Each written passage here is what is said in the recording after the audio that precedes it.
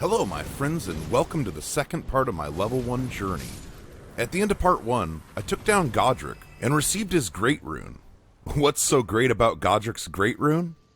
It boosts all character attributes by 5 while it's active, which naturally lends itself to a run that severely limits attribute scaling. So I get it powered up, and then take some time to clean up Limgrave, stopping in Fort Height to grab the much needed golden seed at the entrance. And the dectus medallion up top, of course. Afterwards, I hit up the nearby EverGaols.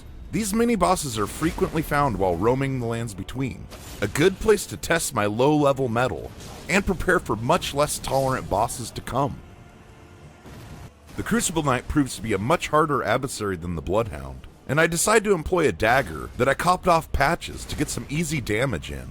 The Crucible Knights remind me a lot of the Black Knights from Dark Souls, a very hopped up version, with the second phase that essentially turns them into tyrial from Diablo. It's also kind of interesting, the Crucible Axe Helm says they serve Godfrey, the first Elden Lord. In addition, the Greaves say, in time, the strength shown by these knights, and even their appearance, was seen as chaotic and deserving scorn.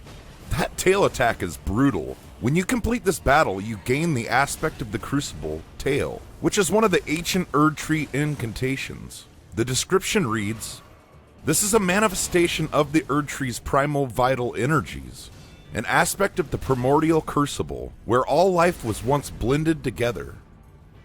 I take down the Crucible Knight and get back on track. The main objective of this video is to complete Raya Lucaria and defeat Runala.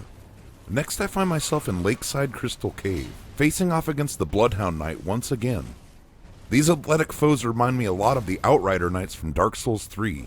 The item description for the Bloodhound armor set reads, "The Bloodhound Knights are trained as hunters and known to be unshakable trackers. Without the use of language, each knight chooses his own master. Once the decision has been made, the knights stay loyal for life." I'm still terrible at fighting these guys, but I managed to gain advantage by flailing about and pummeling them with the flames. Not exactly great technique, but I haven't really come across a boss that has a large health pool and one-shots me. I know that a vile creature is looming ahead. Eventually and inevitably, I'll hit a wall. Right now it's smooth sailing, relatively. But there are bosses coming up that are surely gonna one-shot me on accident when they fart too hard, so I'll have that to look forward to. I decide to explore Liurnia a bit before heading to Raya Lucaria, just to grab a few mats and pick a few fights with any bosses I happen across. Sort of test the waters, so to speak. I come across a lot of the usual suspects along the way, which brings me to a discussion I've been hearing a lot about: reuse of assets in Elden Ring. Before I get too far down that rabbit hole, tell me what you think. Does the reuse of content in Elden Ring bother you? Okay, here are my thoughts. I really like the idea of every asset being handcrafted for a specific use. That, of course, is a ridiculous notion, and isn't really achievable. There's always going to be enemies and textures and buildings, etc. that will be copies. This is something I've grown to accept, especially when talking about open world games of this magnitude, a game world that still achieves a somewhat handcrafted feeling.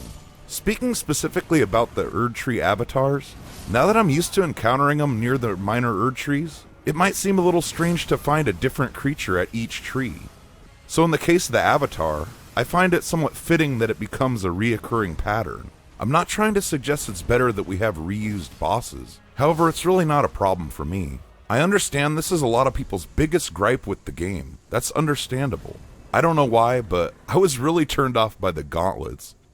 Yes, it was the gloves that opened my eyes to the blatant and obnoxious reuse of assets.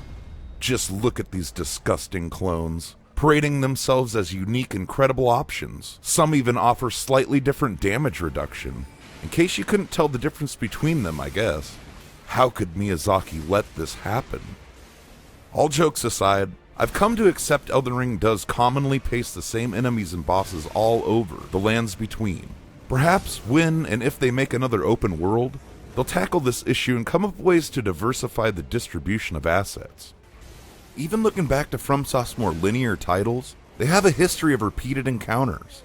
In fact, the very first boss you face in the Dark Souls tutorial area is reused. Not to mention the second boss, the Taurus demon, later becomes a standard enemy in the Demon Ruins, where the Asylum demon is reworked a little and again injected into a boss arena. That same Asylum demon was already a reskinned asset essentially. It was then featured in Dark Souls 3, and again in Elden Ring we see its return, as the avatars. So as you can see, this is nothing really new.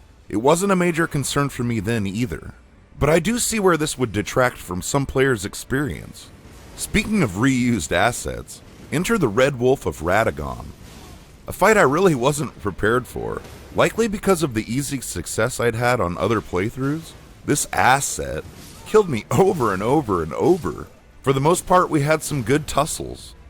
I don't really feel I learned the Red Wolf patterns, but regardless, eventually the wolf was dead and pronounced a great enemy. However, that leaves one score to settle, the crescendo of this video, so to speak. I make the run to fight Runala, squeezing past the Balls of Doom, up to the top of Raya Lucaria. I'll only bore you with the first phase once. This battle can be a bit of a slog if you have to make repeated attempts, and I'll be honest, she did blast me with magic a couple times, but persistence paid off, and I put together a decent run. One thing I figured out is, after breaking her poise, doing a charge attack knocks her flat on her back, allowing me to land some extra deadly blows. Alright, I'll shut up and let you enjoy our battle.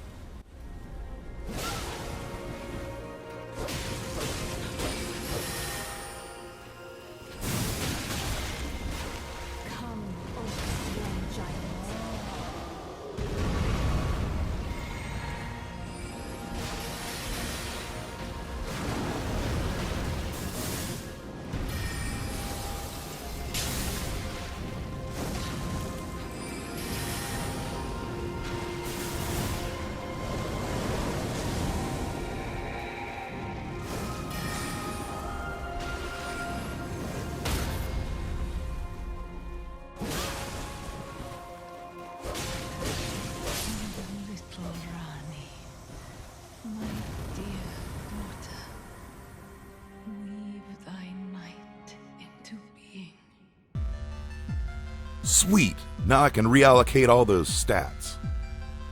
Next week's video will take us over Mount Gelmir and through the Volcano Manor. Thanks for watching to the end, have fun, and stay safe, my friends.